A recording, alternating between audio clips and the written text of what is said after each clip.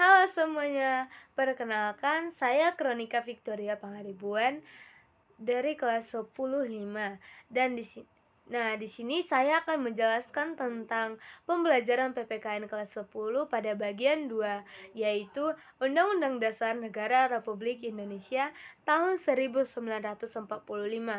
Nah, di bagian 2 ini terbagi menjadi 7 unit.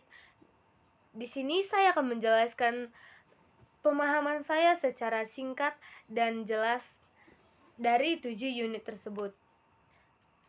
Nah, pertama saya akan menjelaskan tentang unit 1, yaitu pengenalan konstitusi dalam pengalaman sehari-hari. Pertama, apa sih konstitusi itu? Nah, konstitusi ini adalah aturan dasar negara yang jadi pedoman untuk mengatur pemerintahan dan melindungi hak kita sebagai warga negara. Dalam kehidupan sehari-hari ya, konstitusi itu nyata loh. Misalnya, hak kita untuk bersekolah, berpendapat, dan beribadah sesuai keyakinan. Dan juga ada kewajiban kita untuk memenuhi aturan, baik yang tertulis maupun tidak tertulis, seperti tata tertib sekolah atau aturan lalu lintas. Intinya, konstitusi membentuk aturan besar agar kehidupan bermasyarakat kita dan bernegara bisa kita jalankan dengan tertib dan adil. Lanjut nih di unit 2, pengenalan norma dalam kehidupan sehari-hari. Sebelum ada konstitusi, masyarakat sudah punya norma. Norma ini adalah aturan yang tertulis yang mengatur perilaku kita. Pada norma ini ada 4 jenisnya, yaitu norma agama, seperti berdasarkan ajaran agamanya kita biasanya. Lalu norma keasusilaan dari hati nurani kita. Norma kesopanan, misalnya nih adat istiadat masyarakat, dan norma hukum, yaitu aturan resmi yang bersifat memaksa. Dengan norma-norma ini, kehidupan bermasyarakat jadi lebih rukun dan terarah. Lanjut nih, kita sampai di unit 3. Hubungan erat Pancasila dan Undang-Undang Dasar 1945. Lalu apa sih hubungan Pancasila dan Undang-Undang Dasar 1945?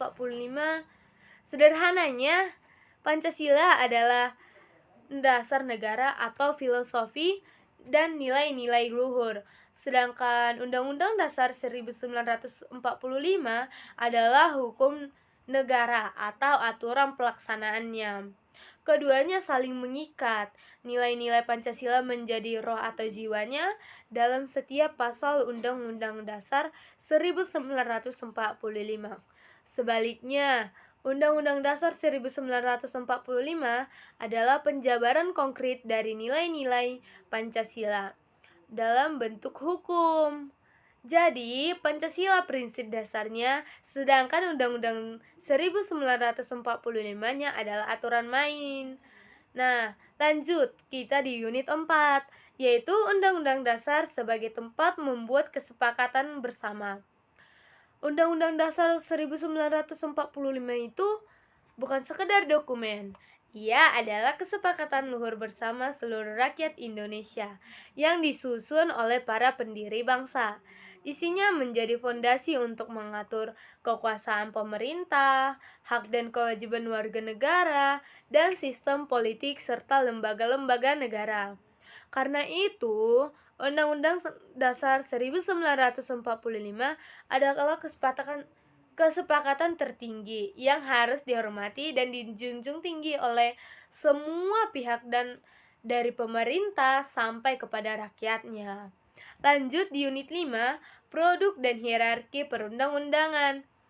Di Indonesia, peraturannya punya tingkat atau hierarki dari yang paling tinggi sampai yang paling rendah.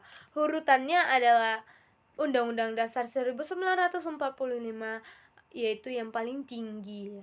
Lalu ketetapan MPR atau TAP MPR, undang-undang atau UU, atau pemerintahan pengganti undang-undang atau Perpu, peraturan pemerintah yaitu PP, peraturan presiden atau Perpres, serta peraturan daerah yaitu provinsi, kabupaten, kota, dan lain sebagainya.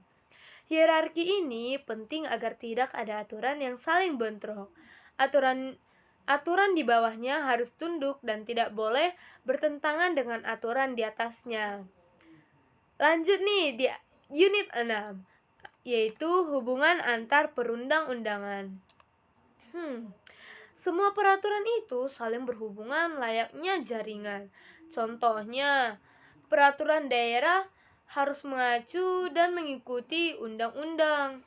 Sedangkan undang-undang sendiri harus sejalan dan tidak boleh melanggar Undang-Undang Dasar 1945.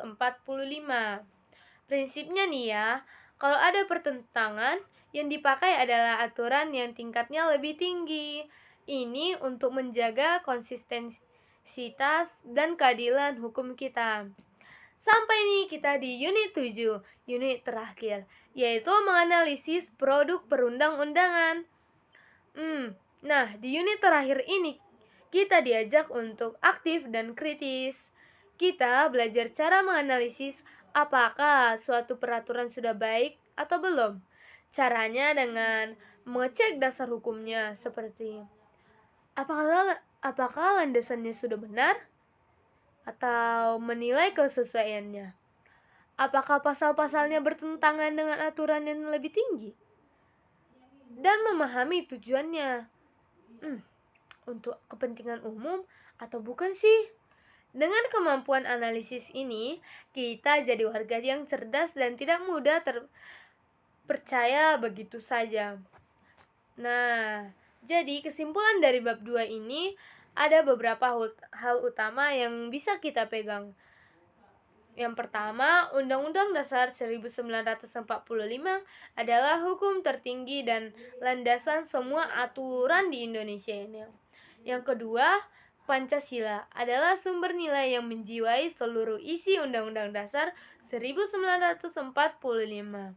Yang ketiga, semua peraturan punya hierarki dan harus taat pada aturan yang lebih tinggi. Nah, yang keempat, sebagai warga negara yang baik, memahami aturan dengan dasar ini dapat membantu kita dalam menjalankan hak dan menunaikan kewajiban dengan tepat. Bagaimana teman-teman?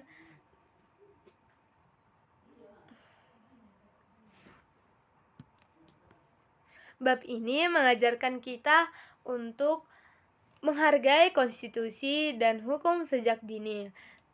Sekian video dari saya. Terima kasih dan salam Pancasila.